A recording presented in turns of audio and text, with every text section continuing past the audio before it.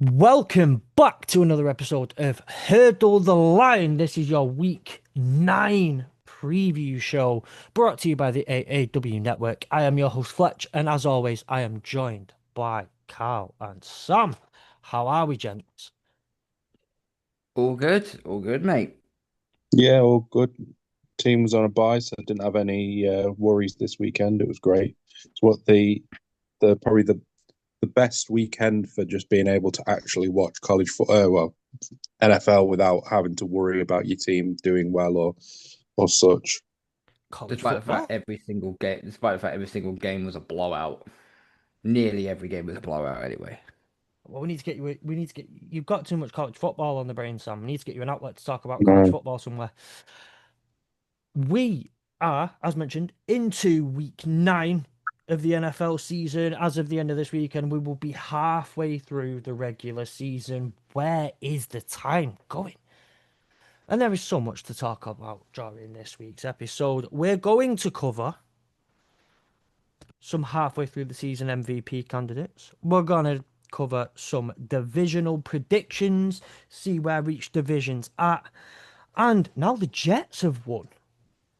Who's gonna take the number one pick in the NFL Draft 2026?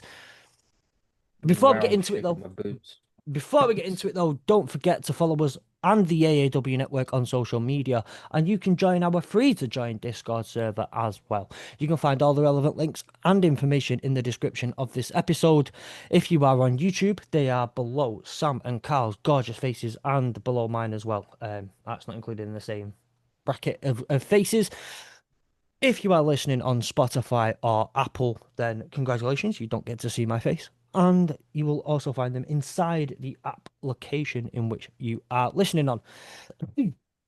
All right, okay. So to get us started, I think the best place to start is with a little bit of NFL news. Has anyone got anything in particular that's come up? I know there's been a couple of trades that have happened over the last couple of days. So there has been a couple of trades from obviously from my team. The New England Patriots have sent Kyle Duggar to the Pittsburgh Steelers with a seventh round pick in exchange for a sixth round pick. And we have also sent Keon White, the former 2023 second round pick, which is a funny story to that. So I'll go with that later. We have sent Keon White to the San Francisco 49ers, also for the same fee, with a seventh round pick, and we've got a sixth round pick back in return. We weren't going to get a lot for these players, let's be real. I think this is a case of Mike Vrabel still cleaning house of the old regime that was still there. What can he work with? What can't he work with? So New England, as it currently stands right now, we have got 11 picks in the 2026 draft, as it currently stands. And the funny story I'll tell you was that Keon White, although he was a second round pick, Bill Belichick was going to take him in the first, apparently, according to reporter Albert Breer. And it had to take someone from higher up to actually drag him off the off the phone to allow us to take our shutdown caller Christian Gonzalez. So whoever done that needs to get a pay rise because because Keon White he had a good rookie campaign, but he didn't do great under Gerard Mayer, and obviously he doesn't fit in Mike Vrabel's plans. Simple as. As far as Kyle Duggar is concerned, the contract that he was on, I'd probably say it was quite a steep one, but we've managed to get ourselves off that contract as well. So all good from our side of things. But yeah, so New England have sent two trades away.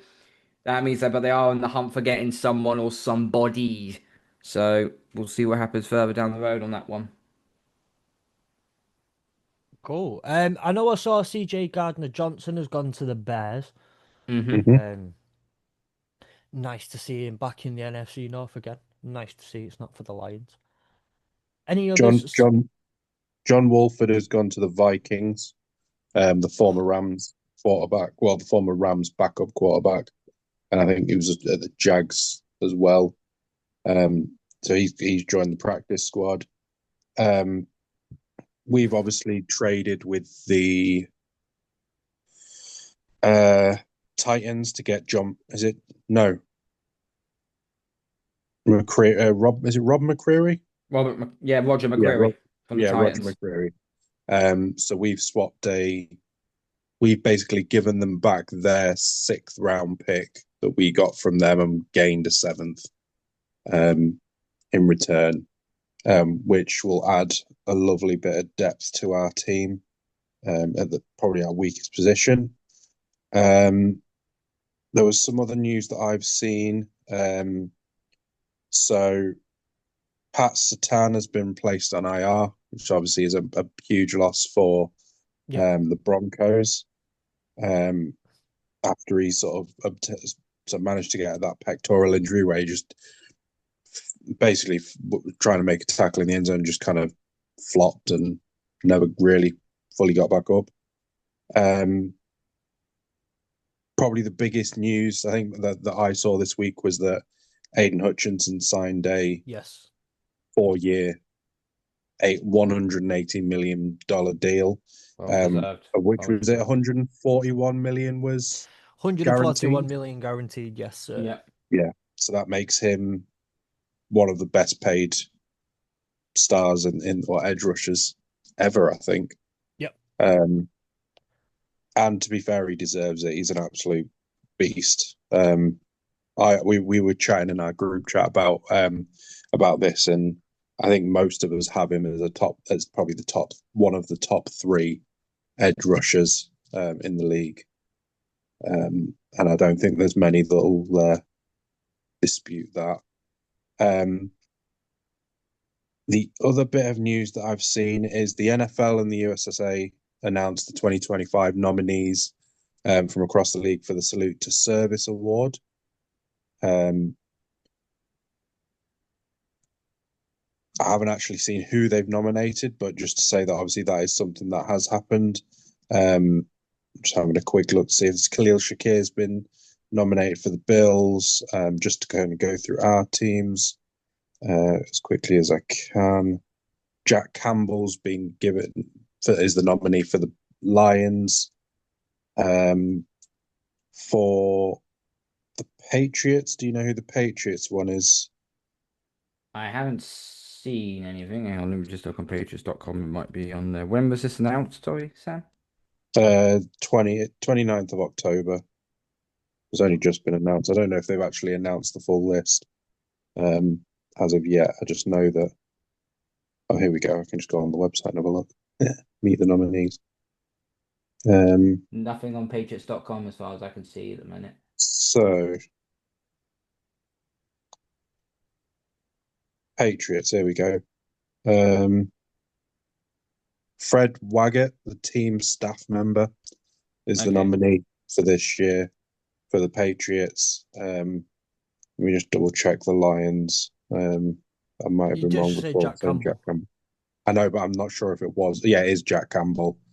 For the Rams, it's, I believe, Andrew Whitworth, the NFL legend. And for the Chiefs, I'll just go through all the people that are in the AEW. Noah Gray has been nominated. And then for the Browns, it is Wyatt Teller. And then the Falcons was Matt Bryant, the kicker. So they're all the ones that have been nominated. Obviously, if you want to go and check them out, just go to the NFL and you can actually meet the nominees and make your selection as well. So it might be worth having a look at that. If you want and sort of have a need to go and do that, I think it's obviously probably a lot more popular and obviously big in America with their sort of support for their armed forces. Terry McLaurin is out again. He's re-injured his quad, so he will not face the Seahawks this week. The Eagles are trading John Mechie, or have traded John Mechie to the Jets for Michael Carter, with a few picks being swapped. And the final bit of news that I have is the Bills have agreed a 3-year deal, reached a 3-year extension to continue holding their training camp at St. John Fisher University. Lovely. Sorry. Final bit of news. Most of the former Colts owner Jim Irsay's prized memorabilia is scheduled to be auctioned off in March. That was announced by the family. There's two daughters on Thursday or yesterday. So that's yeah, that'll be happening on in March. Only other piece of news I've got is the players of the month have been announced for October in the NFL. Offensive player of the month is Jackson Smith and Jigba. Yeah, Defense is Micah Parsons, and special teams is Eddie Pinheiro of the 49ers. Very NFC heavy this month. On the rookies player of the month, you've got Jackson Dart on offense and Teddy Buchanan for the Ravens. They congratulations to all of them. Okay, so what I wanted us to do just a little bit as we get into the halfway point of the season is kind of look at. We started to look at where we've looked at the early days coaching carousel. We've looked at a variety of different things, but as we're halfway through, the divisions topic, I think we've kind of covered here and there, but things have changed since we last properly discussed it. We've not really discussed MVPs. Halfway through the season, who's leading the MVP race? last time I looked, it was Patrick Mahomes. He was So 2-1 favorite last time I checked, but that was a week ago.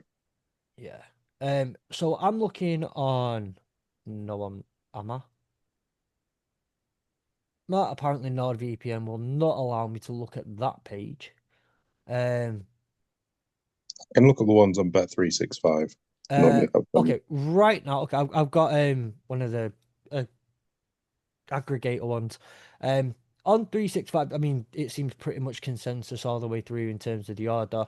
Top is for MVP is Patrick Mahomes. In second, it is Josh Allen. In third, it is Drake May. In fourth, it is Matthew Stafford. Number five is Baker Mayfield. And then number six, Daniel Jones. Number seven, Jordan Love. Number eight, Jonathan Taylor. Number nine, Jared Goff. Number 10, Jalen Hurts. They are your top 10. And that's like I said, that seems pretty much consensus along 365, NGM, DraftKings, FanDuel, according to this aggregator. They all have them as pretty much the same top 10.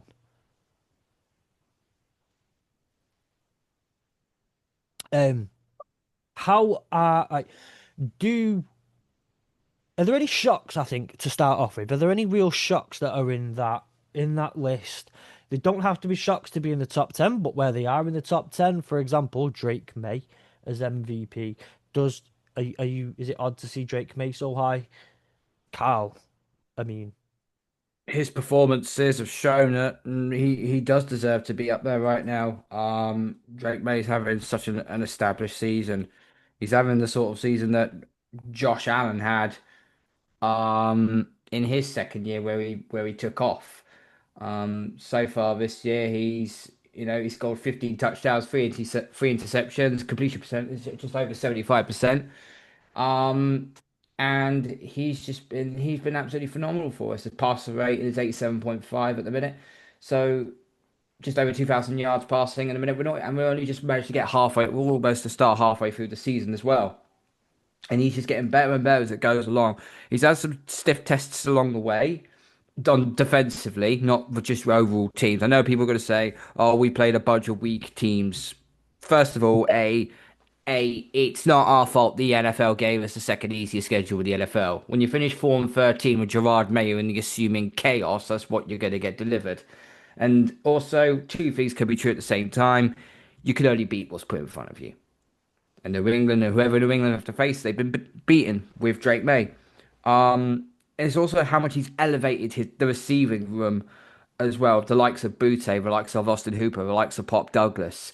Stephon Diggs has been a prime reason why Drake May is actually playing the way he is right now. So there is a conversation to be had when, when Drake May's has been done this season. I think he does deserve to be up there. Will he win it by the end of the season? I very much doubt it. He will. He'll probably go to someone like Mahomes or Josh Allen because the last time that a running back was voted MVP was, I believe, was Adrian Peterson. That was the last one who done that. So we could generally say it's a quarterback trophy to say the least. It's a quarterback award, shall we say? So it's probably going to go to one of either Josh Allen or Patrick Mahomes. But the name of that title is called MVP. The V in that three-letter word stands for valuable. Drake May is so valuable to the Patriots. Continues to do that. I say if he throws less than 7 interceptions for the remaining of the season, I know that's a big if, that's a big reach. But if he does that and he throws for 35 touchdowns, maybe close to 40, he's up there. He's up there. There's no denying it. Well, not only is Adrian Peterson the last running back to win it, he's also the last just simply non-quarterback to win it. Mm.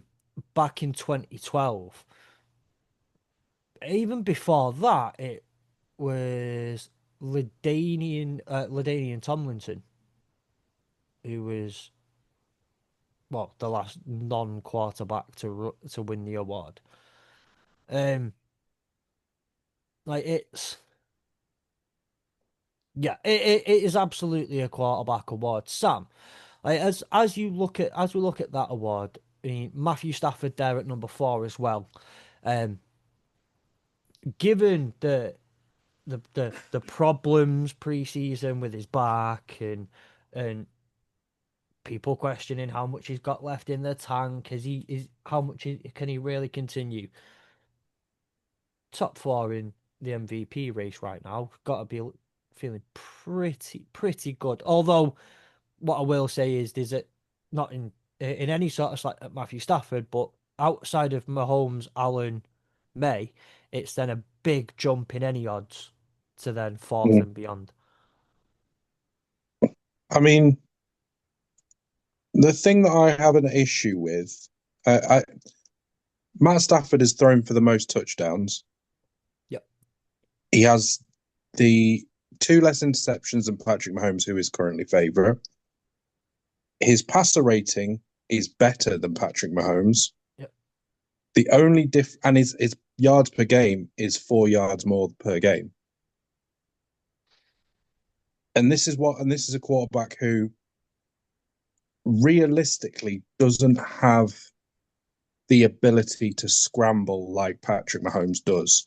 He is, because of his age, because of the fact that he's, just the style of quarterback that he isn't going to be picking up anything on the ground per se. There's the odd few, maybe like 10, 20 yards across 3 or 4 games that he'll do. But generally speaking, we're talking about a guy who is relying on his arm, a traditional old-fashioned quarterback, the likes of which I think we're starting to see less of. Yeah.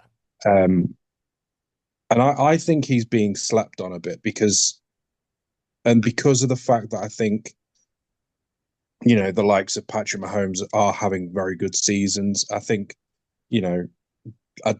I personally don't agree that Josh Allen should be the second choice. I think Drake May and Stafford have much higher reasoning to be above him. I think by Josh Allen's standard, he's been poor. And I don't think he's necessarily been as good as possibly he could have been. And I just think that, I mean, Fletcher, as a Lions fan, you'll know for years how much Stafford has been slept on throughout the years. And I think this is a guy who's now pushing 40 and is still putting up these numbers and is being this. I mean, his accuracy probably isn't the best out of the top ones. I think, we mentioned, Drake Mays was 75.2 to Stafford's 66.1, so it's not as high, but he's still putting up these numbers week in, week out and proving why he deserves to be in that shout. And we've talked for a while about how the Rams are potential candidates for the Super Bowl. And I think that the reason why, and again, sort of as Carl said about the importance and that word valuable, I don't think we would be where we are if Matt Stafford didn't come back. And if we were relying on Jimmy Garoppolo, I think we would have been fine with him there, but we wouldn't be where we are now. And I think he is the difference maker. Him and Puka Nacua are the difference makers to our team. And I just think that he deserves more praise for what he's doing than he necessarily gets. Yeah. And I think that's probably the story of his career, to be honest. Again, Yeah. I probably think that Mahomes will probably win it, and I've said for years that I think the MVP is just a popularity contest. It's whichever quarterback is the most popular at the time. I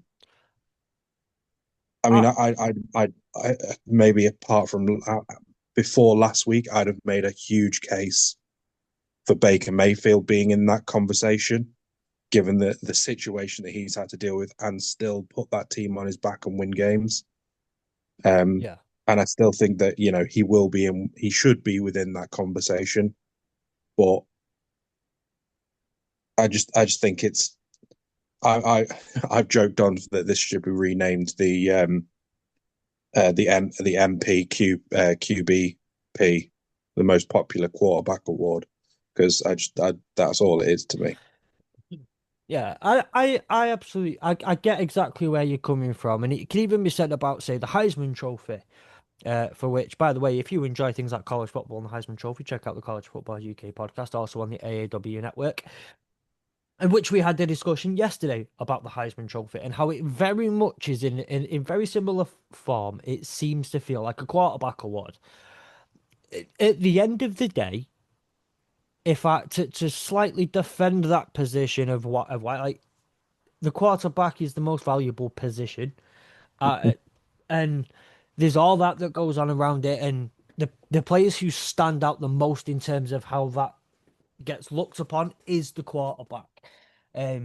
Guys like Jonathan Taylor, as much as I I think you take Jonathan Taylor right now out of the Colts and replace him with who's their RB2?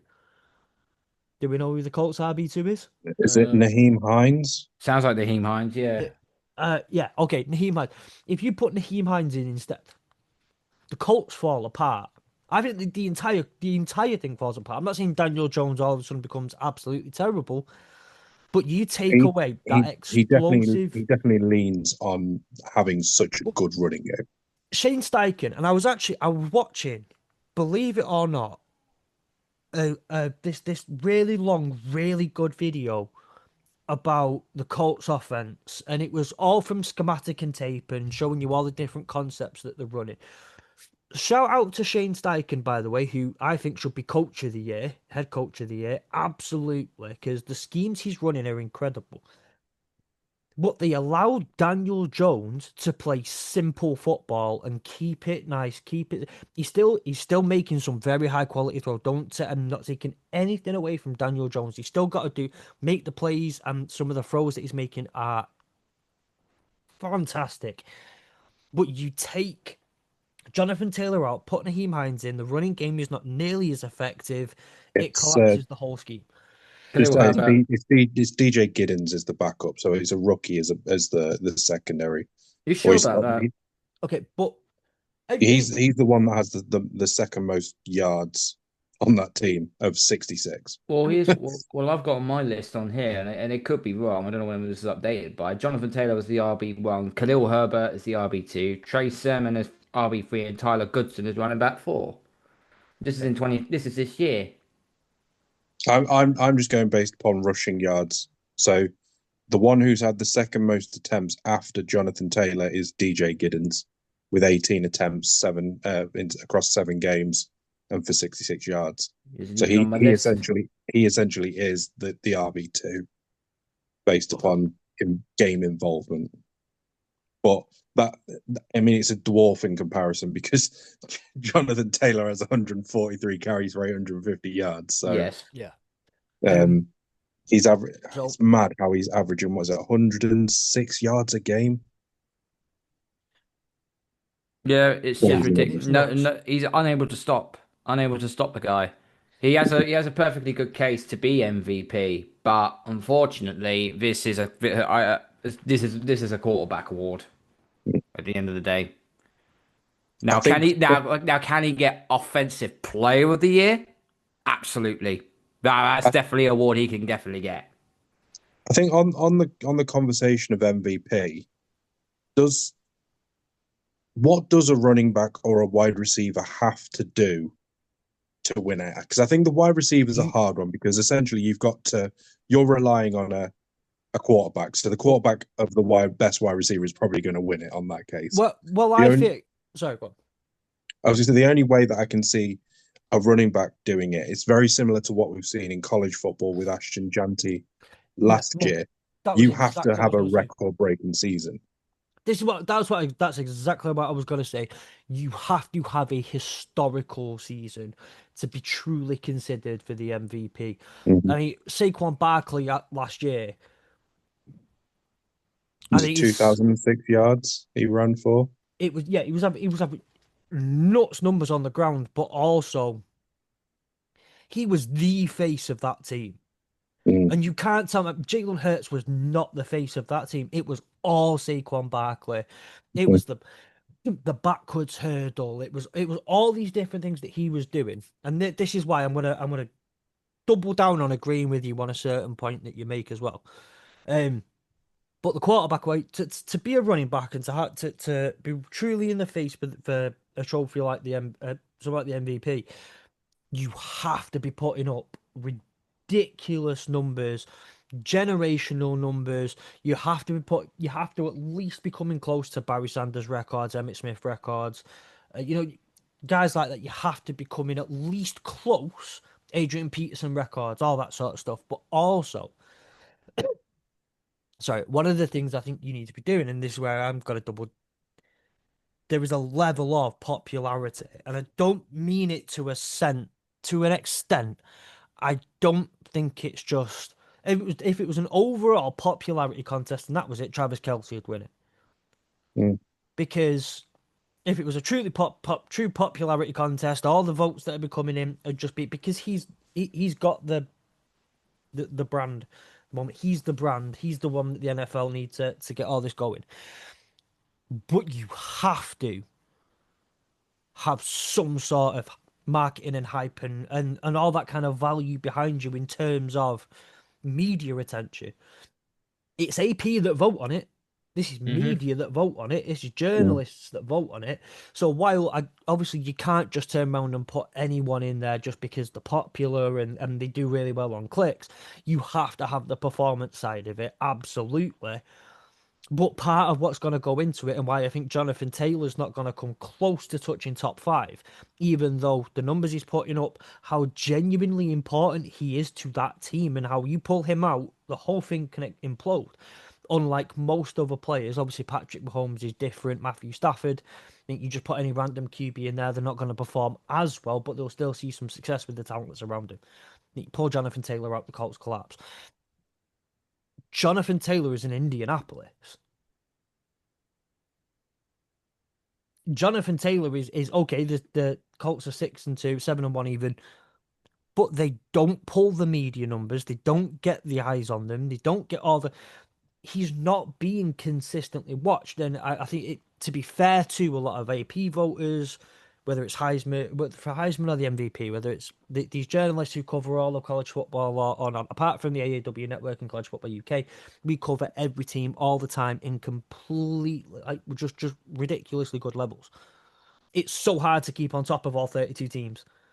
Mm. All 30. So you're going to be more gravitated towards those that are on prime time, those that are doing it under the lights, those that are doing it in front of the biggest audiences. Mahomes has all that. Stafford, not in his own stadium, but has all of that. Um, Baker Mayfield, he gets a lot of media attention. He's getting a lot of media attention. I mean, even the Lions at this point in time are getting a lot more media attention. The Colts just aren't that media. They don't have a media frenzy around them. So while people are noticing the numbers, I don't think enough people are truly taking note of how genuinely incredible he is and how important he is to the Colts. Yeah, and I think probably the big thing, especially with this year, is I think something that I think again probably adds into the media element around it is storytelling. And I think with the Mahomes or with the Chiefs story in terms of how they started, how they were on the brink of being a 1-4 team to now being a 5-2 team. Are they now? Like the change in how the 5-3, the change in how that team is kind of turned around. I think that's again adds to the Mahomes hype because of the fact that you could argue that he's had to take that team and drag it from the depths. And I think that again it adds to the storyline of he is the valuable player in that team that's had to do the hard work, the hard leg work to kind of get them back in the position. Whereas, like you say, with the Colts, it's been, yes, they've had a storyline of, they're obviously their owner died and all of that, but it was just a case of, okay, they ran the ball down everyone's throats and then did a bit of throwing Yeah. with a quarterback that was probably, and again, this is where probably I would say, not rightly, but they'll again say that Daniel Jones is probably a higher contender over Jonathan Taylor just purely because of the fact that it's that high idea of this is Daniel Jones who couldn't do it in the Giants, was thrown away by the Giants, and has come into the Colts and turned this team around. Now that's not true because we've just discussed how important Jonathan Taylor is, but that again, it's that storyline of how he's turned it around. Same with Stafford. Wasn't he going to play? He's turned it around. He's come out. He's played every single game. He's not looked just a little bit off it, and has been one of the best passers in the league. And I think that's the difference we tend to see with the MVP is there's also what is the storyline that goes with it. Yeah. No, absolutely. I don't want to. Yeah, I do think the MVP will come down to, like I say, you absolutely got to have the talent. You've got to have the numbers. You can't just do it because someone's popular, but you have to have the media attention and all of that stuff. And like you said, there's the storylines within there as well that help, but also add into the media. And again, I don't say that to make it sound like a full-on popularity contest, but just to reiterate that one more time for anyone who wasn't listening, I will say it clearly: nobody can cover all 32 teams equally. You Apart will from naturally gravitate to the teams you watch more. Apart from us, you watch more. So those are the teams that are on prime time. Those are the teams that are on national television a lot. Those are the teams and the players that you hear the names of a lot because they're big. It's just how it works. And again, the numbers do factor into it. But it'd be remiss of anyone to say that it didn't also include media and hype and all that sort of stuff. But again, like this is where I think my final thing on it. I've asked Carl, obviously, I asked you about Drake May, and I think the question was misleading. I'm so enamored by what Drake May's doing. It's amazing to see Drake May take the step up that he has this season. And like you said again, when they played the Bills, like it seemed like he was made for the lights. He made four. He made four big time in that fourth quarter, which, but the game was on the line. He made four. I would class them big boy throws. The sort of stuff that Mahomes does, the sort of does that Josh Allen does, the sort of stuff Lamar Jackson does, Matthew Stafford, and so on. Making those big time throws that ascends you from just being a decent QB to a superior one. Not Yeah, quite in the elite category, but you're knocking on the absolutely. door of that. And Drake's just getting better. And it's more credit to what Josh McDaniels has done for him. Yeah. Because I can tell you this right now, the fan base when Josh McDaniels came in, half of it was like, yeah, it's good to have Josh back, and we know what he's capable of. And then the other half said, oh no, here we go. It's going to be the same shit that we see from the last lot. The thing is, though, Josh McDaniels as an OC is one of the best OCs the NFL has ever seen. It just, it just works perfectly. As a head coach, he's shambolic. He's not good. As a coordinator, he's one of the best out there on the offensive side of the ball. I Yeah. think what will be a really Actually, this is, I mean, this is, I tend to not pay too much attention um, to the MVP. I'm more interested in the other awards. Obviously, You're an we absolute don't need to sicko and you cover want them, but special teams player of the year, don't you? no, we've got comeback player of the year. That's the most exciting one. Comeback player of I the year. I like the talk around who could potentially be coach of the year. Yeah. The rookie, I think the rookie ones are really interesting. I think in terms of coaches, I think there is a handful of coaches that could easily win that award. I think obviously Vrabel will be in that conversation Absolutely. very much so. The Colts coach, I think, will definitely be in that conversation. And yeah, I just think that one will be it's going to be a really interesting one. The other one that I think probably the way that the season's panning out, I think that the offensive rookie player of the year has already been decided. In my opinion, I think Tyler Warren has been the offensive rookie of the year by a country mile. I'd probably one player that I would probably add into that list is probably Quishon Junkins. Again, I think he's been brilliant. And probably Cam Scatterbo would have been in that conversation had he not got Rest in peace, not Cam injured. Scatterboo. That was a nasty injury sustained. Yeah, 6 months, potentially up to 6 months. So he should make it back for the OTAs. But and then maybe the other one would probably be make an argument for Jackson Dart, maybe. But I think is he current favourite at the moment, Jackson Dart? I think he was current favourite. What for rookie of the year? Yeah, I Rookie think he was current favourite. He is Jackson Dart, Emeka Egbuka. It's a very, very good shout. Booker's up there. Yeah. Booker's definitely up there. I think just with Jackson Dart not starting for the first few games, being a few games behind, a big November without Cam Scatterby, without Malik Neighbours, a big November absolutely has him fully in that conversation, and he has to be. He's got a tough schedule. The Giants have got a tough schedule ahead of them in November. So. But I was saying, by the way, I just remembered this. I was I know, Cal, you weren't with us for most of the preseason. I don't know how much of us you listened to. I stood on Mike Vrabel and said that Mike Vrabel will make a difference in this team. And I put him as one of my potential candidates for Coach of the Year. I got laughed at. I'm just saying. On the touchback, I'll say it's like on the touchback, I basically said with Vrabel coming in, I said that guarantees us 6 wins. That's 6 wins on the docket right there, just for Mike Vrabel. I said you'd be in and around the I said 10-7. I said fringe wild card. I said 10-7 will get there. But the way we're performing right now, I see us going no less than 12-5. And that's not me blowing my own trumpet here. But I know the NFL doesn't get played on paper, but you look at our remaining schedule. The only 3 games I could see us being real tough for us is on the road to the Bucks, at home to the Bills, on the road to the Ravens. That's really all I can see of. So Mike Vrabel is currently second favourite for Coach of the Year.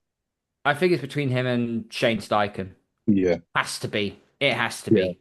The next ones after that at the moment currently is Dan Campbell at 14-1. If he makes a Super Bowl, I will say this: if the Lions make the Super Bowl, then I think Campbell will then get it. It won't matter, will it? Because they'll have already been awarded. I was regular season award. Okay. Yeah. Kyle Shanahan, Mike McDonald, Sean McVay, Sean Payton, all of which are 14 14-1, 40-1, 15-1, 18-1, 28-1 as Sean Payton. So I think I I massively disagree about Dan Campbell being there because, and again, we've talked about this when we've talked about these awards. His expectation at the start of the season to be in the playoffs. A bare minimum is to be in the playoffs. And I don't think that the Lions have been as strong as you would expect them to be. I think they've done well. They've obviously won games. They're in a good position, but I don't think they've necessarily been as strong as they could have been, and as we've seen them over the last couple of years. I think there are 2 years where Dan Campbell genuinely could have won it, but he didn't, and it was entirely fair that he didn't either way. Mm-hmm. Year two, when we started 1-6 and then ended 8-9 or 9-8, I think it was 8-9, ruined the Packers' playoff opportunity right on the last game, the last entire game of the regular season, because it was Sunday Night Football. But because of the way he finished the end of his first season, with the winning 3 out of 6 and doing really well, kind of ending the season, everyone said, right, okay, we expect this team now to potentially take that jump, and the players had all bought it. We expected it. I still think he should have been in with a shout because of the turnaround on the season, but they expected some success because they'd built it. So I understand why he didn't win it. It was expected. The next year was expected to take a jump. We go, we win the division, we do all that sort of stuff. But it was expected. The last season, I thought he could really be in with a shout of it because of the amount he got out of players who would have been, did have been being like on practice squads in the UFL. We were that desperate for DBs for a chunk of the season and D linemen. Getting the most out of that many injured players, with that many players injured, was insane in the regular season. Went to 15-2, unfortunately, but again, it was fully understand why he specifically didn't get, and I totally understand it. It's when you kind of become a victim of your own success, and I don't mean that necessarily in a bad way or an arrogant way. This is something you see. Your expectations are high, so you have to exceed those expectations. And what can you do in the regular season now that doesn't exceed the expectations that someone would have? But it's the same. It's the same with like the likes of Andy Reid. Like for me, for Andy Reid to be able to win Coach of the Year, he basically has to take the Chiefs 17-0. Yeah. 17-0. I think that's the only way that he can win that award. Exactly. I think to a certain degree, probably at the moment, I would say Sean McVay's in a similar position. I don't think he's at that level, but I think he's in a similar position. I think Nick Sirianni, again, I think the Eagles have to go 17-0 in order for him to win the award. Kyle Shanahan's an interesting one just because of the nature of how the team has been and how he's still managed to keep them in a playoff contention. Which is what I said. I said when you get that much out of a team with that many injuries, but again, you have to battle the. You deserve it for getting that much out of the team that you can put on. You deserve a lot of the plaudits for getting the most out of Mac Jones. Like Mac Jones, for crying out loud, is starting for you, and you've been winning games. That's incredible. But also, you're the 49ers. You have high expectations. Like it's such a tricky game. But there is just one more thing I wanted to mention before we do need to move on from the end of season award chat. It's just I asked Carla about Drake May, I asked you about Matt Stafford.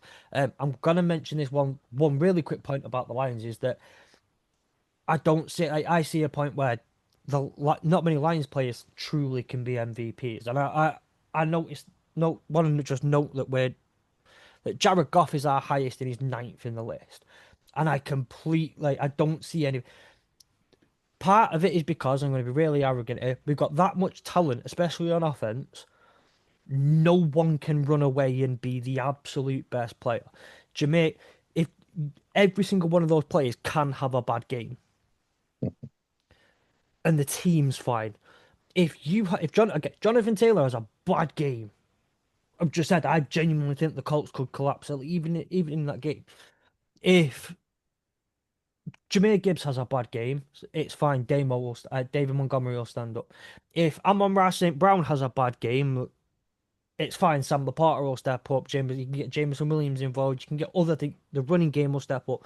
If Jared Goff's not having a great game, it's fine because Amon-Ra St. Brown gives him the easy option. Sam Laporta gives him the easy option. So does Got the like running game. you've got the running game to lean on. Like the team I works to the point where you can have a bad game.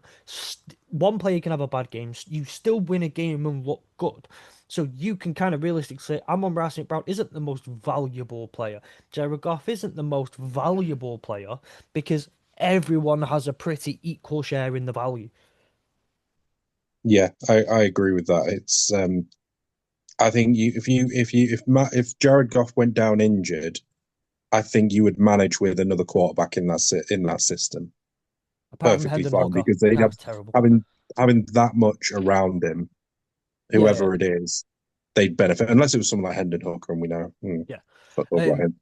it's the fact that the play calling and the offensive scheme has generally been really good. The offensive line is generally pretty good. So if you're not a great quarter, if you are a QB2, you've got the time in the pocket to develop, and it works. Just last one then, just because we're on it. Comeback player of the year currently Dak Prescott favorite. Any arguments with that at the moment? Not really. He was injured last season. Um, I think yeah, there's him. I think him, Christian McCaffrey, and Aiden Hutchinson for me are the three. I um, don't agree with Daniel Jones being there. He was shit before, and now he's not shit. Well, no, so That's what? that's just circumstance of where he is right now. He's working with Yeah, one of the best running back in the NFL. He's working with a competent offensive line. He's working with actually a competent receiving core, plus one of the best up and coming tight ends in the league in Tyler Warren. yeah. comeback player of the year has very specific criteria that's been set. You have to have had something along the lines of an injury, something that's taken you out of the game for a good part of the last season. I personally think that Daniel Jones has had that. Yes, he's been on the field, but he's been playing for the New York Giants. I think that's as good as an injury. I think that's worse than an injury, and I absolutely think that he But, should be but considered. saying that, he still had Malik Neighbors. Like Yeah, it wasn't all doom and gloom. I think, but I just think for me, Dak Prescott, I think coming back into that team and that offense has looked at its best in a long while, and I think he's the reason, well, at least one of the big reasons why. Um, so for me, I think he is the rightful favorite. yeah, that's fair. Hmm. Um, but it's going to be one of Anyway, them. At the end of the season, if all three, Hutch, Prescott, and McCaffrey all stay on the same trajectory that they're going through the season, if any of them, if one of them wins it, you can't like you can have a favorite. Obviously, I'd want Hutch to win it, but if McCaffrey wins it or Prescott wins it, I can't be mad at that mm. because they too have earned and deserved it. Same with Prescott. Like if Prescott's going to win it, but McCaffrey does or The Hutch, I only can't be mad at that. the only sort of neglect I would have on Dak Prescott is right now he might be, that the Dallas Cowboys, they're scoring, the number one scoring team in football right now. But they've also got the worst defense in the NFL by a country flipping mile. So the only way he's going to get comeback player of the year, in my own humble personal opinion, is if they go and win the division. Which, if that being said, I think that opens the door then for CMC or Aiden Hutchinson. I think if they make the playoffs, Yeah, They won't. if they make the playoffs, then I think he'll get it They won't over the make. other two. I'll say this right now, Sam. The Cowboys will not make the postseason. That defense is shit. Yeah, so that's what I'm saying. So if they did make the playoffs because of their offense being that shit hot, then surely he deserves comeback player of the year. That's Yes, what I'm but their saying. defense is still shit. right. So, right, appreciate it. Thank you, gents, for the conversation on MVP. By the way, um, I want us to look at the divisions as we enter in the halfway period of the NFL. Some of the divisions aren't what we thought they were going to be. Some of them are, some of them aren't. In many different ways. I want us to go through each division. We'll spend a couple of minutes on each of them. We're not going to do much more than a couple of minutes. Some of them I think will be very easy. Some I think might need a little bit more. on just what we think of the division, who we think's going to win it now, particularly in comparison to where it came from. We're going to start with the AFC, and we'll get this one out the way early so I can let Carl get on his soapbox. AFC East, New England at the top, with a 6-2 record, the 2-0 in the division so far. Buffalo in second place, 5-2. They are 2-1 in the division. I wonder who that loss was to in the division. I was gonna have to think about that one for a little bit. Unless Carl, you can tell us in a second. It's the Bills. I was wrong. The Bills have stepped up. They beat a team with 2 wins or more. This race for the AFC East is going to get tasty if the Bills are finally turning up. I mean, I wasn't expecting the Pats to be challenging for the AFC East in the first year of a bloody rebuild. Let's be real. It's the Buffalo Bills division to throw away or win, whichever way you want to spin it. But the Bills do have some tougher opponents along the road. This, as I said, they got the Chiefs this week. They still got to play the Bucks. They've got to play the Eagles still. Um, they're going to run into a few issues. And the Pats right now don't seem to be slowing down, and that's what makes it worrying. And you are right, Fletch. The Bills did lose to a divisional opponent, and it was my Patriots losing 23-20 in Buffalo. So what makes it worse for Buffalo is the Pats own the tiebreaker over them. That extra half game can mean a whole lot of difference going in for the rest of the season. And then you got the Miami Dolphins and the Jets, which are just basically circling the drain. I knew the Jets would be bad. I knew the Dolphins would be bad, but I wouldn't expect the Dolphins to be this bad. Um, so in the end, yeah. It's not like we've upset the apple cart or anything. But the Bills were meant to be one of the favorites to actually win the Super Bowl this year. Now they've got to keep an eye on in-house because there's someone else now after that title again. And with our schedule, it's it's not out of the question, not out of the realm that we can actually take the AFC East off the Bills. And if the last thing Buffalo want to do is play on the road come playoff time. Yeah. Um. So, are we standing on it's still the Bills to lose? Sam, do you think at all with a game on top? Obviously, Patriots still need to have their bye week. Do is is it the Patriots to lose or is it the Bills to lose? I mean, it's still the Bills' division to lose. Like they at the start of the season, they was like we said, they were Super Bowl candidates. They were Hmm. realistically going to sweep the division, and they haven't. Quite frankly, as we've seen, they've lost to the Patriots, and I think as Carl said, I think the worrying thing for the Bills is that the Patriots have a much easier schedule than they do, and that they're going to have to beat some much better teams as well as beating the Patriots to stand a chance of trying to snatch that back. And Yeah. that's the concern. I think the concern is that they've got to chase the Patriots, and that's always a lot harder to do than if you're on top. So So I've got the Bills schedule up right now. So they've got the Chiefs this week, as I've already said. Dolphins, then on the road to the Bucks. They're home to the Texans, depending what sort of Texans team do you think. Are home to the Steelers, Bungles. Then they've got to play. Then they're on the road to the Patriots. That could be the deciding game. If there's like 1 or 2 games left in it, that's a decider. And then they got to play the Browns. Week 17 could be the straw that breaks the camel's back for them because they have to play the Eagles. That's the 6 pointer right there for Buffalo. If they lose to the Eagles, the division's done. It, it, And then they face the Jets in the final game of the season, but who I think cares? that game against the Eagles will very much depend on where the Eagles are come week 17. What Because you what? if they're comfortably in a position where they know, if say for example, and it's not even in a position where it would happen yet, but say that by week 17 they've already claimed, going into that game, they've claimed the NFC number one spot. They won't. I think there's going to be some hiccups along the It's, way, but they probably will, but I'm just saying for argument's sake, that's the only way that I can see that being a completely different game, is that if the Eagles have already secured the number one spot.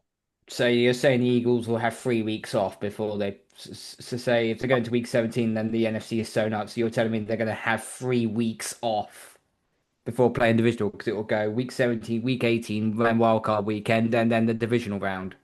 Yeah. No, that's a recipe for disaster. Oh, it is. But what I'm saying is there is still that possibility. We have seen it before. I've only ever seen that once before, and it didn't go well. 9 times out of 10, they usually rest their players at literally the last game of the season. At Right, most, I see them have 2 weeks off if you claim the NFC or the AFC. right. I'm just putting it out there as an option. I'm aware. I'm aware. Not knocking Um, it. I'm not knocking your logic. It's more the fact that players are not going to want to get injured, right. so they may not be they may still play, but I don't think they're necessarily going to be at What the. was the what? I think it was the Chargers. I think it was a I think it was a few years ago, wasn't it? They they had the thing. It was like they had they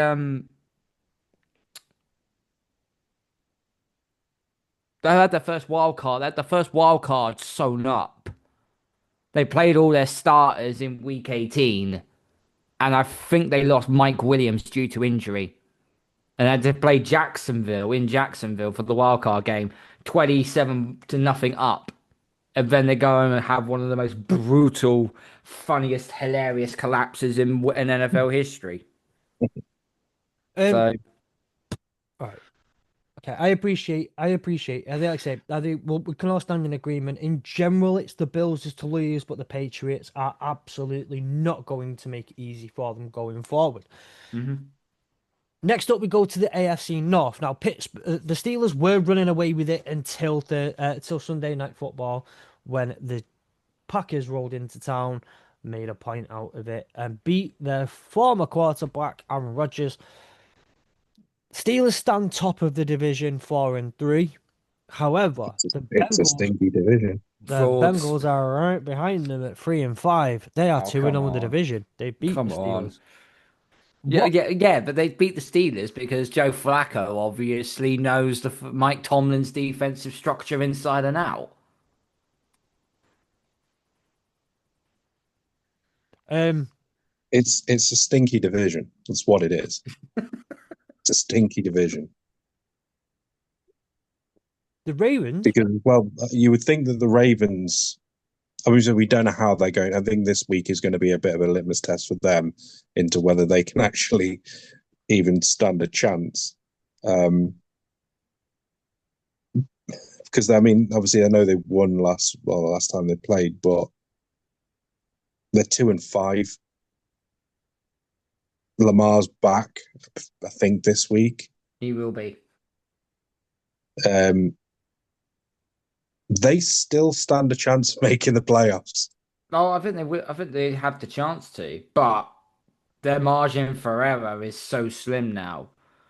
But Yeah. because the Steelers are going to fall off eventually, the Browns have got no offense, and the Bungles, well, the clues in the name there. It's all there for the taking now for Baltimore to take back this division. It really is, and Yep. and the Ravens' schedule actually is very looks very easy on them. The back end gets a little bit tough. They got to play the Steelers twice.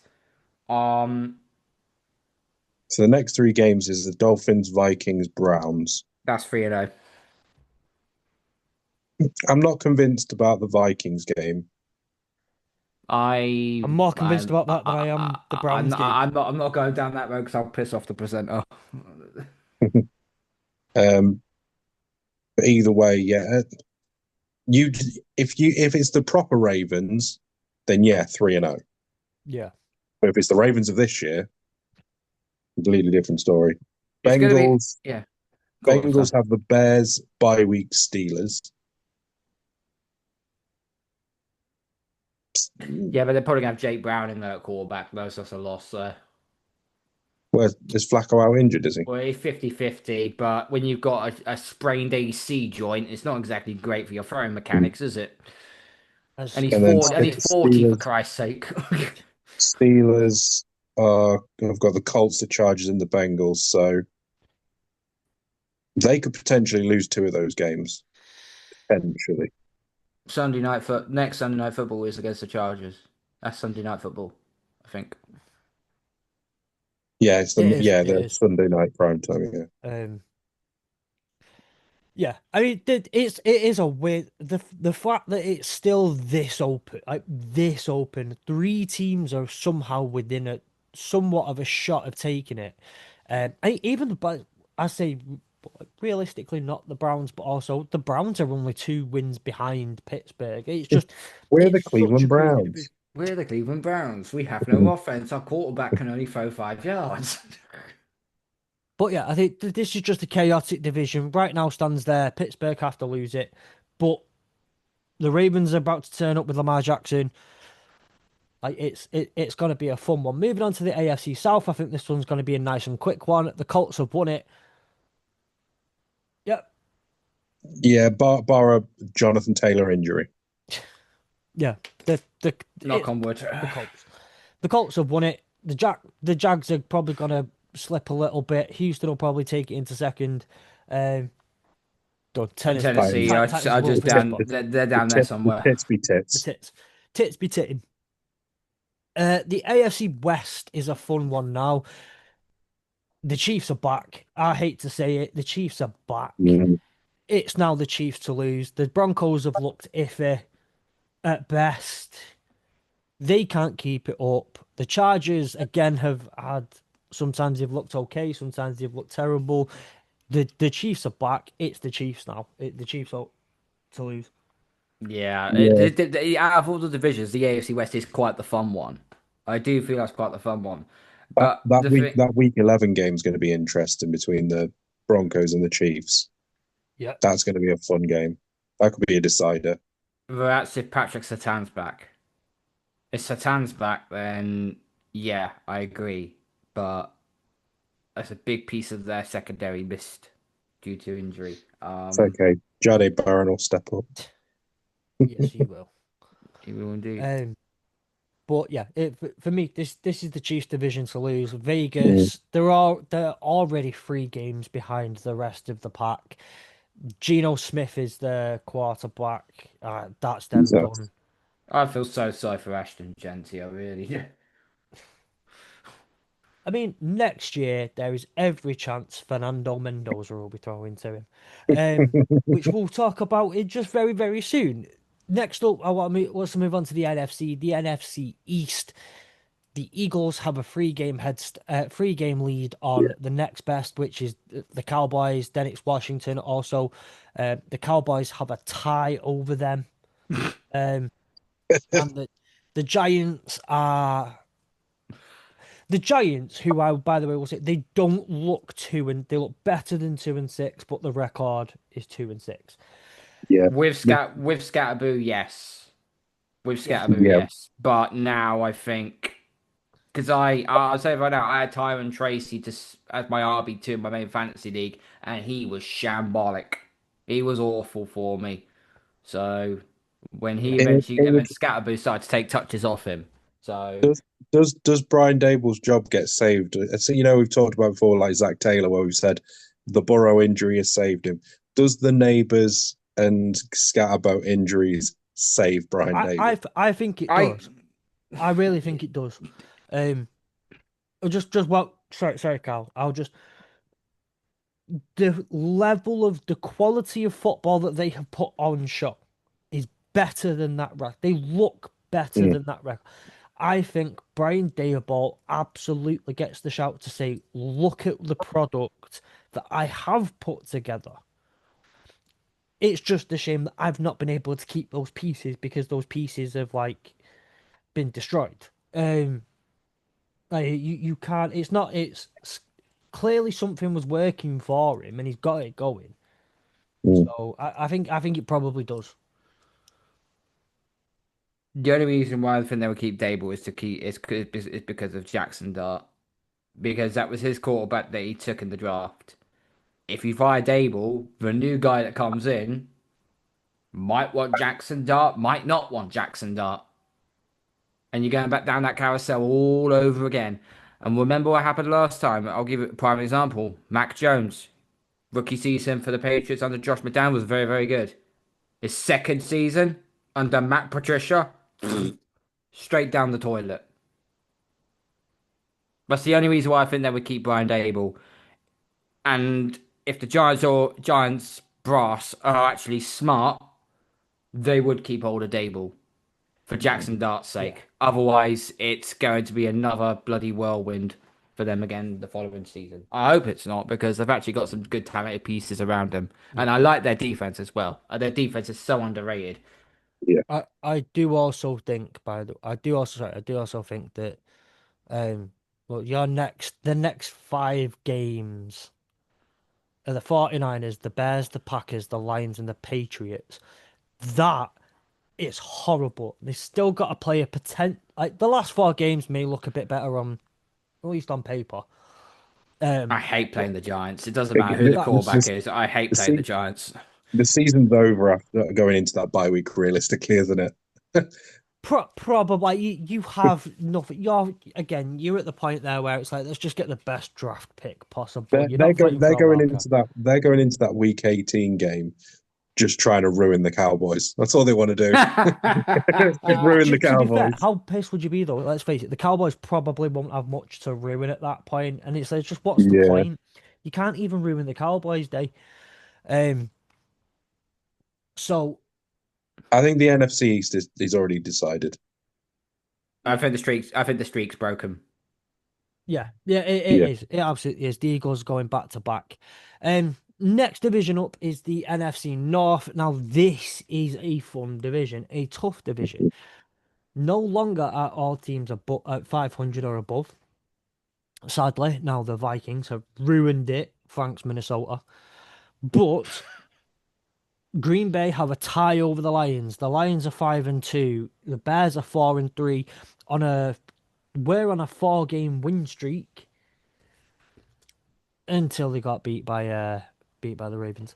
Um, but they've looked good for their money. They tend to have a fall off in the second half of the season. We'll see if Ben Johnson can stop it. But the race is going to be the Packers and the Lions.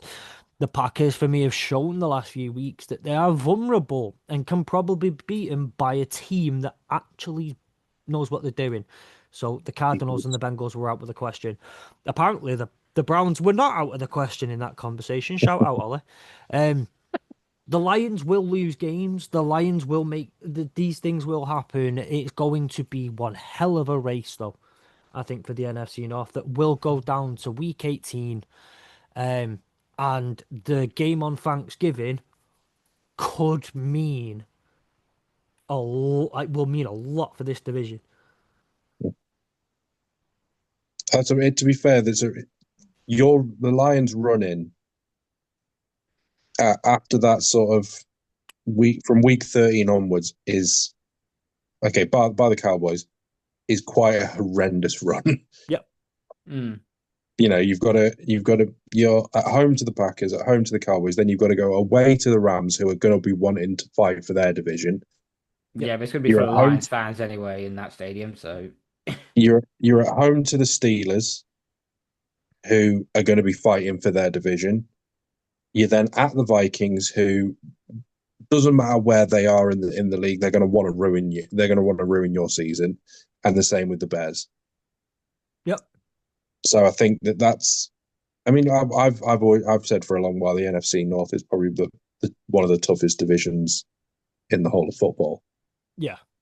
And it continues to be. And I think that, the difference will be is that it'll just, I think, like you say, that week 13 game between you and the Lions, I think could be potentially the the game that decides, not necessarily decide, because obviously there's a lot to play for, but I think could be It will be a where huge. that could be momentum shifting. Well, let's put it in Premier League terms. That's a 6-pointer in a title race. That's a 6-point game in a title race. That's beating Liverpool away, or even at home. To be fair, it's a 6-point swing in a title race. Like if we were to put it in those kind of contexts, I can't call it. I'm going to try and not be a homer, and I'm just gonna say, given our horrific schedule, I think, and the Green Bay just having a bit of a nicer schedule, they will walk away with a couple more wins. Lions will be nicely and comfortably in the playoffs, but the Packers will take the division, and sadly, we will not do 3 in a row. But don't worry, you'll get your revenge at them at Lambeau Field in the divisional round. So Yes, we will. Yes, we will. The streets will remember Kirby Joseph. Kobe Joseph. But to be fair, Brian Branch might physically hurt someone. The NFC South, again, this is a really quick one. The Bucks have got it. It's the Bucks division. Game over. End of story. Oh, Falcons are just falconing. No, Like- the Falcons are a person that have got emotional issues. 1 minute they're up, 1 minute they're down. 1 minute they're up, 1 minute they're down. Bipolar. I wasn't going to use that reference, Fletch, but well done. I mean, going by their season so far, loss win, bye week. So 2 wins and then 2 losses. Theoretically, they should beat the Patriots this week if they're going to stick to their own record of Stop right 1 up, there. 1 down. Stop 2 up, 2 down. Stop right there. Stop right there. There's one fundamental error you made there, apart from the fact admitting that, when they come against the bigger teams, they usually come up well. It's the fact they play on the road. They've played 4 road games this season. They've only won 1 of them.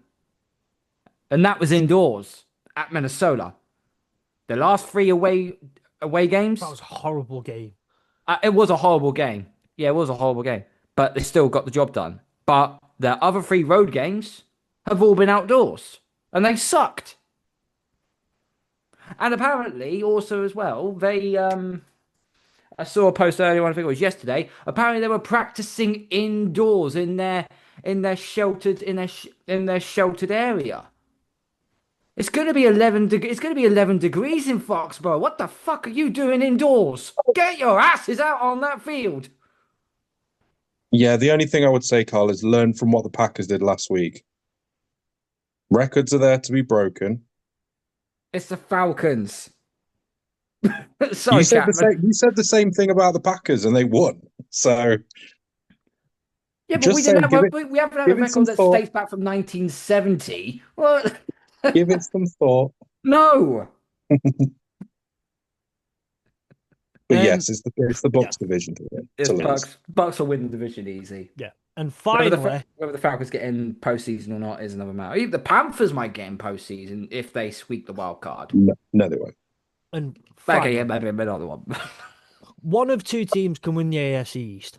Potentially 1 of 3 teams, but realistically, it's 1 of 2 teams could win the AFC North.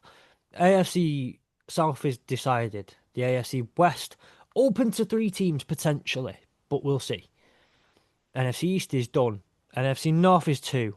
NFC South is done. Now, the one division that can genuinely be split between any one of 3 teams, genuine, like, it's not maybe if 1 can keep up. 3 teams can go in this division. The NFC West. Sam, how do we decide what goes on here? How? This is what it's like. It's been like for the last 5 years. It feels like we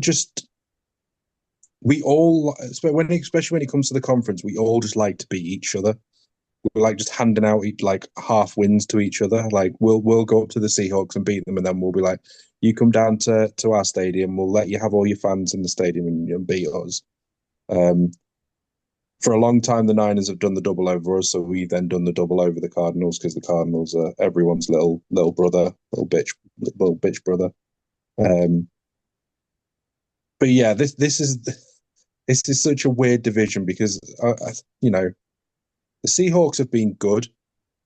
Have been very good. The Rams have been frustratingly. They've been good, but frustratingly not as good as I want them to be. And the 49ers just seem to somehow win games, even though they've sacrificed half their team to keep Christian McCaffrey injury free. This is solely going to come. I think this is solely going to come down to who beats who in the playoff in the divisional games, because the Seahawks next 3 games, they've got the Commanders, the Cardinals, and the Rams. The Rams have got the Saints, the 49ers, and the Seahawks. And the 49ers have got the Giants, the Rams, and the Cardinals. So if it could be that one of these teams could really dramatically drop off, or it could be that, like I said, that we just beat each other and we just kind of all hold each other's hand going into the playoffs. Yeah. It's such a weird division. It has been for years. It's just, well, I say all 3 of us are always up and around the conversation, with the Cardinals just playing hold the fort for us. Yeah. Appreciate it. Thank you. I still think we're going to win the division, Yeah. but it wouldn't surprise me if either of the other 2 did as well. Yeah. It's that time. We've ran a little bit. Conversation's been really good on a good few of these topics now. So I want us to, we need to move on. Carl.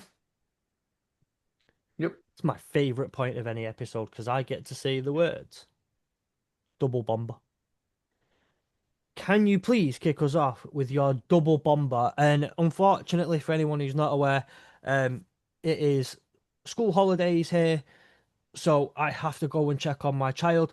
So as soon as you're done with your double bomber, Carl, if we jump straight into Sam, if we go straight with your fantasy game day picks, we'll do the ad reel that we definitely don't every week. We don't plan, but we do it.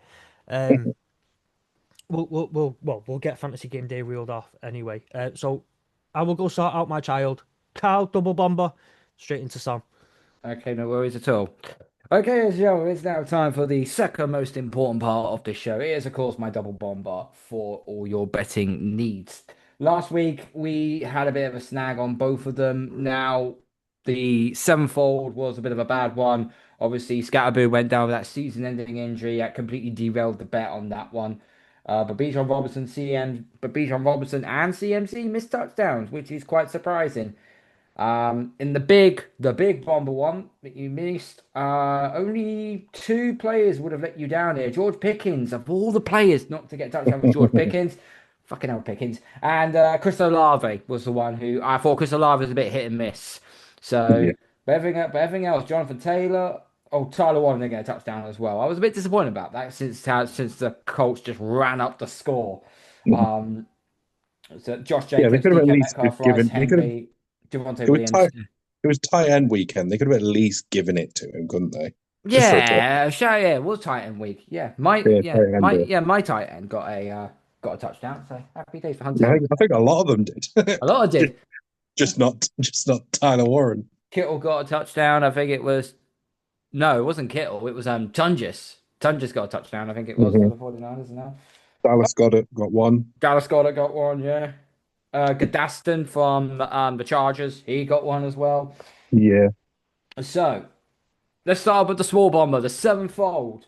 £5 on gives you £479.40 back, and your 7 players for your best pick are Josh Jacobs, running back of the Green Bay Packers. Tucker Kraft, the tight end of the Green Bay Packers. Yes, Kraft. DeAndre Big Swift, fan. running back of Chicago. They're playing the Bungles. Should be very easy to get a touchdown on. Obviously, you got throwing Jonathan Taylor in there because why the fuck wouldn't you? Pittman Jr. I'm going to stick in there for just a little change of pace. See how that goes. Kalani Vidal, the running back of the Chargers. The next and last two, by the way, are Chargers. Kalani Vidal, the running back, and Gadaston, who has blown up. And anyone picked him up on waivers a couple of weeks ago, you may have just got yourself a home runner to win your league in that one. So that's your sevenfold. Your ninefold, your big one, will consist of this. Jameer Gibbs, What was the value on the sevenfold? £5 on gives you £479 back. Nice. The big bomber, the ninefold. Jameer Gibbs of the Lions. Run CMC 49ers. There is a report out that Ramondre Stevenson has got turf toe. And he Wow. hasn't practiced his last two games, so we'll see what happens next week. We'll see what happens this week. So I'll put this out right now. Travion Henderson is going in the big ninefold, and that's a big risk. That's a big Breakout risk. game. That's a big risk. He might have a breakout game. Not up the gut, but his third down and toss crack plays that they did last week. Ashton Genty, running back for the Vegas Raiders. Kyron Williams of the LA Rams. Nico Collins of the Houston Texans. He's out of concussion protocol, so he'll be back on. So look for him. Rashee Rice of the Chiefs. He shat on my week last week. Oh, that's a shit. Two bloody touchdowns. Oh, well, this is only for one. So if you got one, you're happy. And my last two, Jackson Smith and Jigba. Yeah. To go for it again. And my last pick, it's Monday Night Football. Pickens, don't let me down again. So George Pickens goes in for the last one. That £5 gives you back a whopping 1,556 smackers. So that's the end of the double bomber. Make sure that you gamble responsibly. And now over to Sam for the most important part of the show, which is, of course, Fantasy Game Day and his picks and his tips for your fantasy weekly match lineups. Take it away, Sam. Yeah, so this one's again a bit of an odd one because we've seen a lot of injuries and it's been the pricing on a lot of players are just a bit odd. I mean, you've got like the likes of Jonathan Taylor's 9,200. Like you have to have him in your team, but at the same time, it means that you're going to have a lot of crap in your team. And on that note, because I like to look for crap, the diamonds in the rough and diamonds in the rough. Yeah. There's a couple that I've been looking at, trying to find so that you can fit in the likes of Jonathan Taylor to get you the big points. And someone that has stood out to me, who's played well over the last few weeks. It's not an easy game, but he's had a very good couple of game weeks. The last couple of game weeks is Chimere DK. Not only is he the Titans, it's a tits pick, but not only has he been involved now quite heavily in the offense, he's also involved in the return game as well. So again, there is possibilities that he can potentially pick you up a fair few points. He's only valued at 2,800. So again, just a cheap flex option, just to kind of throw in if you do want to have one of those big players in. Someone else who I've been looking at as well, in terms of someone who's maybe a bit more value, but if you don't fancy one of the big names, who I would look at is DeAndre Swift. He's only valued at 6,600. And obviously, as we've already mentioned, he's going up against the Bengals. They don't know how to stop anything. You could, again, another player that you could look at, which obviously Carl's mentioned, you can look at Kamani Vidal. He's only 5,000 and he's going up against the Tits, who are the second worst. So there are two cheap options that I would probably be looking at in running back. In terms of tight ends, I think, again, you're probably looking at, I think tight ends in terms of value are pretty good. And I would potentially be looking at sticking someone like a Tucker Kraft in, just because he's only 4,800. He's a great pick and he's a brilliant tight end at the moment. Um, Absolutely. Obviously, Brock Bowers is due to return. He could be a very good pick at 42, but I would maybe hold off because we may expect a little bit of a snap count, Yeah. and he may be held back a little bit. So he may be a risky one, but it's worth just monitoring in terms of how he does.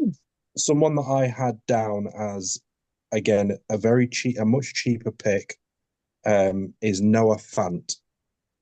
He seems to be a a good target when, and very much like what you see with these teams where the quarterbacks aren't great, so they rely on their tight ends to be their outlet. I could see Noah Fant being in that position. Again, he's only 2,600, so one again, if you're wanting to sort of load up on big players and want someone who's a bit more cheaper, he may be an option. The other one that I was looking at is Colby Parkinson for the Rams. Again, very similar. We seem to be using a lot of um, two tight end formations, and Colby Parkinson seems to be getting a lot of targets. He's only 2,200. He may be worth a pick against the Saints. Lovely. Thank you very much, Sam. And if you want to play some fantasy football and have a little bit of a flutter with a couple of quid down at the same time, you can do so by using the UK's first and only fantasy NFL Daily Fantasy app, Fantasy Game Day. When you do, if you haven't signed up before, you can sign up. And at the bottom of the sign up form, use the promo code HRDLE. That is hurdle without the U. But there is no hurdle the line without you. Lovely, just beautiful. Yeah, that's HRDLE, and you will get £7.50 worth of free plays because you told them that we sent you, and they are just that lovely. I'll just drop my quick game of the week. I think it's a pretty obvious one. This one, it's the Chiefs Bills. This is the game that I think most people, if not everyone, is going to have their eyes on. It is on Sunday Night Football. No, it's not. It is a 9:25 kickoff, but it'll be the one that's on Sky and blacked out on Game Pass and all that sort of stuff. Because it is absolutely rightly the game of the week. Historically, these two teams have played each other 57 times, with Buffalo the Bills just about taking the series 30-26-1. The Chiefs have had once went through a 6-win streak. However, that was in 1967 to 1971. They have met in the playoffs 7 times historically. They've never met in the wild card round, which I do think is funny for two teams that have met 7 times in the playoffs. However, they met in the AFL Championship game in 1967. Proper throwback for you. That was the year that the Chiefs made Super Bowl 1. The Chiefs won that one, obviously. Then we've got the divisional round in which they've met 3 times. The Chiefs have won 2 of those, the 2 more recent versions of those anyway, in the 23-24 season and the 21-22 season. The Bills win came in 1992 at the end of the 1991 season. They've also met 3 times in the AFC Championship game. The Chiefs have also won 2 of those. The Bills have only won 1. With the 2 Chiefs wins coming in the 2020 season, so 2021, and the 2024 season, most recently, so it was earlier this year in 2025. The Bills win came in the 93 season, so early on in 1994.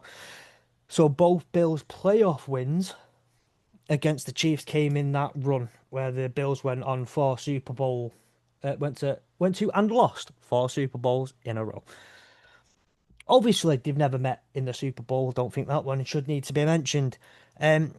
The Bills, however, as it said there, the last 4 meetings in the playoffs, the Chiefs have won them all. But the Bills have won the last 4 in the regular season and had the Chiefs number in the regular season, with the last Chiefs regular season win coming in 2020, and that was at Buffalo as well, which this game is in Buffalo. So, again, Historically, the Bills have only just got a winning record against the Chiefs. The Chiefs have had the Bills number in the playoffs in recent years. The Bills have had the Chiefs number in the regular season over the last 4 or 5 years. Always a great game. Always good to see Josh Allen and Patrick Mahomes go at it. If you aren't watching this game, it better be because it's blacked out on Game Pass and you don't have Sky Sports. Because if you aren't watching this game and you have the availability to watch it, what? Why? Why? Wouldn't it be on Channel 5? I don't think it is. Oh Though dear. it might be there might be a double dip in there. The only person I think I will allow to not watch this game properly would be Sam because the Saints and Rams are on at the same time. Um, I've, but that I've got game, two devices. but it'll I be 20 once minutes. But within the 20 minutes after kickoff, that game will be over. And you can just put the Chiefs and Bills on. once I've finished watching my Patriots dismantle the Falcons, I will be putting on my invisible and metaphorical Kansas City Chiefs jersey because there's no way. As much as I don't like the Chiefs, tribalism means everything now. Yeah, you So, absolutely need the Bills to lose that one. oh, we needed it because we got the Bucks the following week. Yeah. Um. So yeah, that's my fight. That's my game of the week. Quick question before we leave and wrap it up. We've done okay on time. It's not perfect, but we're nearly half an hour ahead of the usual schedule that we tend to be on the last few weeks. The Jets won last week. They won their first game of the season. That now leaves three teams on one win. That'd be the Jets, the Titans, and the Saints. We have the Cardinals, the Giants, the Raiders, the Ravens, the Browns, and the Dolphins all have 2 wins. The race for the number one overall pick just got a bit. I mean, can you call it a race to be last? Yeah, in this case you can for Yeah. this league. Okay.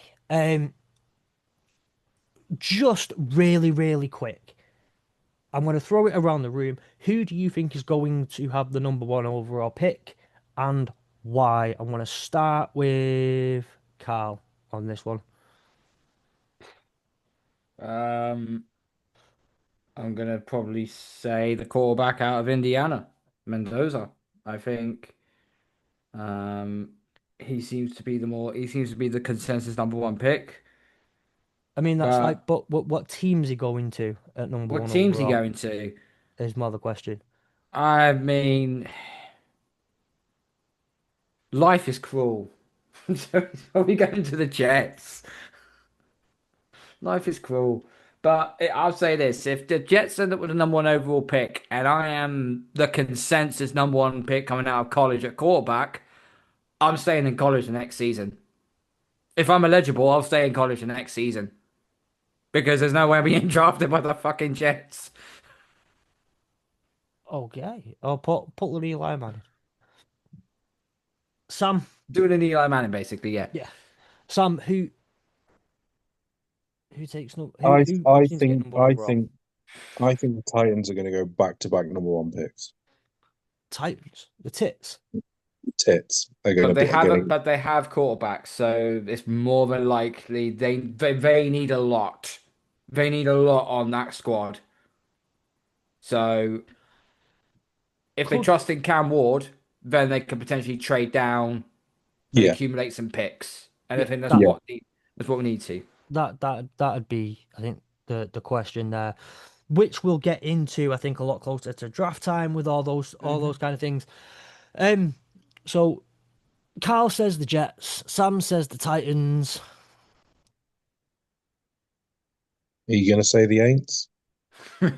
I don't know. The couch isn't that comfy, really, so I don't fancy sleeping there. The thing is, the Saints love a victory against the Falcons.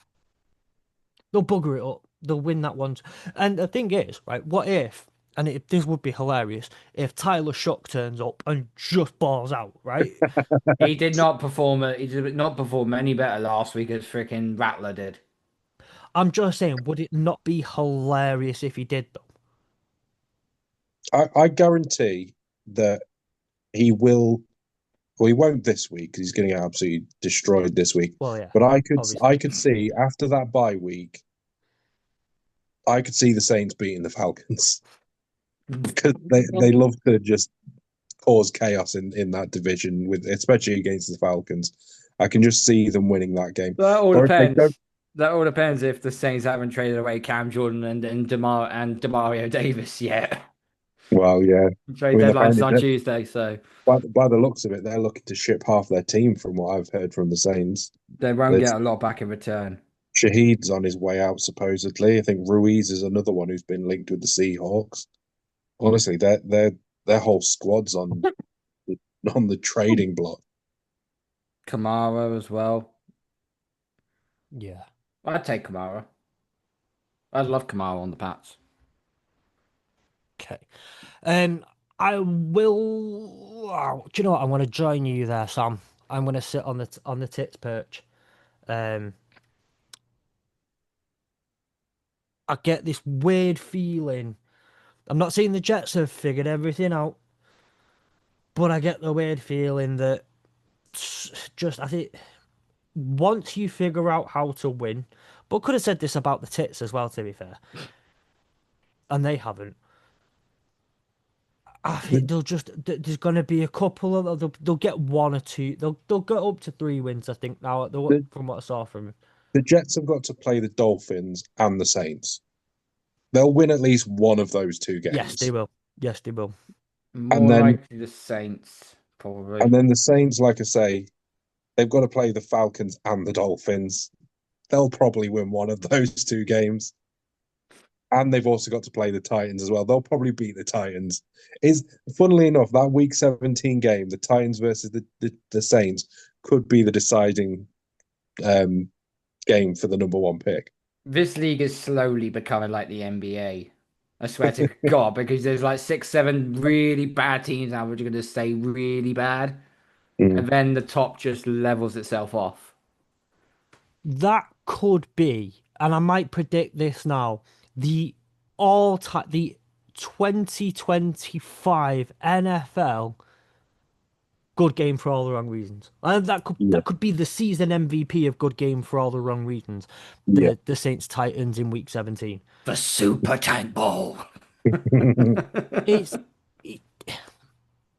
And you know how it'll finish as well. It'll finish like 3-0. it'll either finish. No, I don't think it'll finish 3-0. I actually think it'll finish like something like, I don't know, like 2017 or something. I still think it's going to be a scoring game. None of these. Both you're- teams just kneel every single game, just to draw it out. See, I think it's going to be one of them. You'll have kind of, I don't know, they'll just trade score for score for score for score because the Titans score and then the defense is like, no, we can't have us winning. We need to let the Saints go through and then the Saints go, oh, we can't have this. So it'll end up being one of them like 35, 38 games. Or like there'll never be a field goal every time they'll go for it on fourth down just because. Why not? Why not? What have we got to lose apart from a number one overall pick? The number Right. one pick. So thank you, gents. I think that was a great episode. Bit better than the usual times. We'll get we'll keep improving on that one. Appreciate it. We will see you on Saturday for the Pick'ems. Watch out for that video on YouTube. They only ever come out on YouTube, not audio only. Watch out for go check out the College Football UK podcast. Go and check out the Patriots Touchback. Go and check out the Fantasy Den podcast. And wait for Tuesday morning for the review show for this weekend of game as the Chapman, Ollie and Tom review this weekend's games. Really, really exciting time of the AAW network. If you want to get involved, then send us a DM. Find us on social media, links in the description. And for the time being, hurdle that division.